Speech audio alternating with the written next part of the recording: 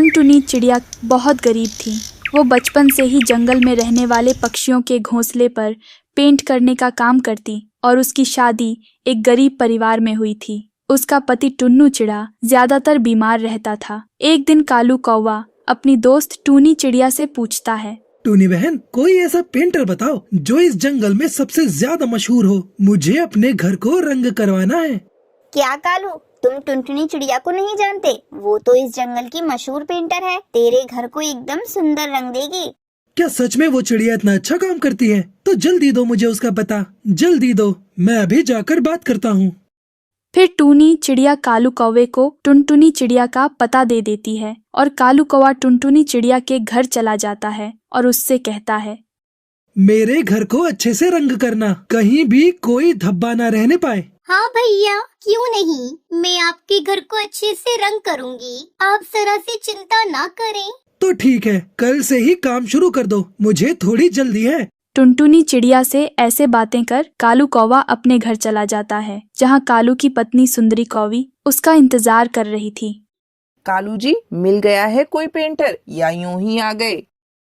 हाँ सुंदरी जी, इस जंगल की सबसे मशहूर पेंटर से मिल के आया हूँ। वो चिड़िया कल से ही हमारे घर को रंग करना शुरू कर देगी। क्या कहा? एक चिड़िया हमारे घर को पेंट करेगी? आपका दिमाग तो ठीक है ना? अरे सुंदरी, वो कोई ऐसी वैसी चिड़िया नहीं है, सबसे अच्छा काम करना जानती है। पूरे जंगल में नाम है उसका। अच्छा, आप समझी। आप टुनटुनी चिड़िया से बोलकर आए हैं पेंट करने के लिए। कालू जी, मैं उस टुनटुनी चिड़िया को अच्छे से जानती हूँ। बचपन में साथ पढ़ते थे। वो मुझसे ज्यादा समझदार थी और मैं उससे जला करती थी, इसलिए उससे घर का काम नहीं कराना चाहती। सुंदरी, ये तो और भी अच्छा हुआ। जब आपकी सहेली हमारे घर को पेंट करेगी तो वो आपको देखकर चिढ़ेगी और आप उसका खूब मजाक उड़ाना। हाँ कालू जी, ये तो मैंने सोचा ही नहीं। आने दो उसे। कल अच्छा सबक नहीं सिखाया तो मेरा नाम भी सुंदरी नहीं। सुंदरी, हम उस चिड़िया से काम भी करा लेंगे और पैसे भी नहीं देंगे। भला वो गरीब हमारा क्या कर सकती है। ऐसे बातें करके वो दोनों पति पत्नी खुश हो रहे थे और इधर टुनटुनी चिड़िया अपने बीमार पति को समझा रही थी। बस टुन्नू जी, थोड़े दिनों की बात है, फिर आप एकदम स्वस्थ हो जाएंगी। नहीं, मुझे ऐसे ही मर जाने दो। मेरी वजह से आपको एक पल की भी खुशी नहीं मिलती। बस काम करा करा के मैंने आपकी जिंदगी खराब कर दी है। नहीं टुन्नू जी, ऐसा फिर दोबारा कभी मत कहना।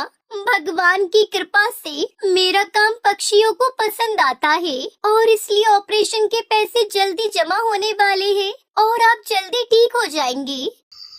फिर वह दोनों पति पत्नी भोजन खाकर सो जाते हैं। अगली सुबह टुनटुनी चिड़िया कालू कौवे के घर पहुंच जाती है। अरे टुनटुनी चिड़िया, तू क्या अभी भी ये पेंट का काम करती है? हाँ सुंदरी, मैं तो अभी भी पेंट का काम करती हूँ। और बताओ, सब बढ़िया है? सुंदरी जी, क्या ये गरीब चिड़िया आपकी दोस्त है? इसकी हालत तो देखो। नहीं नहीं कालू जी, ये मेरी दोस्त नहीं है। बचपन में एक दो बार बातें क्या कर ली, ये तो मुझे अपना दोस्त ही समझ बैठी। सुन लिया टुनटुनी, अब तुम्हारा ये दोस्ती का नाटक यहाँ नहीं चलेगा। चुपचाप अपना काम करो और चलती बनो यहाँ से। कालू कौवे की ऐसी बातें टुनटुनी चिड़िया को उदास कर देती है और वो चुपचाप अपने काम पर लग जाती है। क्या इस दुनिया में गरीब पक्षी की कोई इज्जत नहीं होती? सुंदरी कौवी तो मेरी बचपन की दोस्त थी, फिर भी आज उसने अपने पति के सामने मुझे अपना दोस्त नहीं माना। टुनटुनी चिड़िया ऐसे सोच ही रही थी कि तभी वहाँ सुंदरी आकर कहती है, देखो टुनटुनी, हम बहुत अमीर पक्षी हैं। मेरी शादी तुम्हारी तरह किसी गरीब से नहीं हुई, बल्कि एक सेठ कालू से हुई है। तो अपना मुंह सोच समझ कर खोलना, आगे से ऐसी गलती होने न पाए। ठीक है सुंदरी, आगे से मैं तुझे अपनी दोस्त कभी नहीं कहूँगी। मैं याद रखूंगी कि मैं तेरे घर पर सिर्फ काम करने आई हूँ। हाँ हाँ ठीक है, अब अच्छे से पेंट करो, किसी भी दीवार पर धब्बा नहीं रहना चाहिए। ऐसे कहकर सुंदरी कौवी वहाँ से चली जाती है। ये सुंदरी कौवी तो अपनी अमीरी में मदहोश है, एक बार भी मेरे पति के बारे में नहीं पूछा। फिर टुनटुनी चिड़िया अपने काम को खत्म करके अपने घोंसले में चली जाती है। ऐसे ही कुछ दिनों तक वो कालू कौवे के घोंसले को पेंट करती है और वो कुछ दिनों में ही कालू और सुंदरी कौवी के पूरे घोंसले को पेंट कर देती है। कालू का घोंसला तो बहुत सुंदर लग रहा है। भैया जी, मैंने आपके सारे घोंसले को रंग कर दिया है, अब मेरे पैसे दे दो। पैसे? अब किस चीज के पैसे? हम अमीर हैं, तो क्या आप हमें लूटेंगी? भैया जी क्या बोल रहे हो? मैंने आपके घोंसले को रंग किया है और उसी के पैसे मांग रही हूँ। फिर उन तीनों में जोर जोर से बहस होने लगती है और कुछ पड़ोसी पक्षी वहां पर आ जाते हैं। अरे कालू जी, ये सब क्या हो रहा है और इतना शोर शराबा क्यों है? अरे बबली बहन, मैंने इस लालची चिड़िया से अपने घर को रंग करवाया था और इसने पहले ही पैसे ले लिए थे। अब देखो इसे दोबारा से हमसे पैसे मांग रही है। क्यों चिड़िया, जब अपने पैसे पहले ही ले लिए हैं तो अब दोबारा क्यों मांग रही हो? नहीं नहीं, मैंने पैसे नहीं लिए, ये कालू कौवा झूठ बोल रहा है। टुनटुनी चिड़िया, माना कि तुम गरीब हो, पर इतनी भी लालची मत बनो कि पक्षी तुम्हारी हरकत को देखकर तुमसे काम कराना ही छोड़ दे।